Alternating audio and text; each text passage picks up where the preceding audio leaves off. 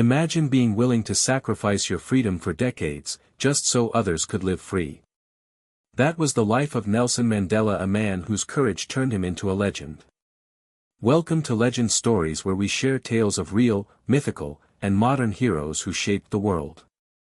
Today, we dive into the extraordinary journey of Nelson Mandela, the man who fought against oppression and became a symbol of hope. Nelson Mandela was born on July 18, 1918, in a small village in South Africa. From a young age, he witnessed the harsh realities of racial segregation. But what set Mandela apart was his determination to rise above circumstances and fight for justice. Apartheid, a system of racial separation, ruled South Africa with brutal laws that stripped black citizens of their rights.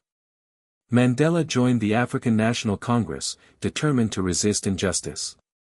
Peaceful protests, rallies, and campaigns became his weapons. But as the government's violence grew, Mandela knew the cost of standing up would be heavy.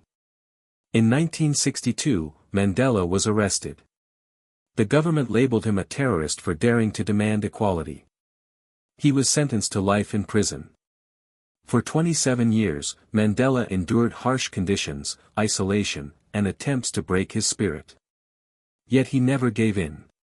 He read, he studied, he dreamed of freedom not just for himself, but for all South Africans. In 1990, after global pressure and decades of resistance, Mandela was finally released. The image of him walking free, fist raised high, became a symbol of victory for the oppressed. Just 4 years later, Mandela was elected as South Africa's first black president. His leadership brought reconciliation to a country divided by hatred. Instead of seeking revenge, he chose forgiveness, teaching the world that true power lies in unity.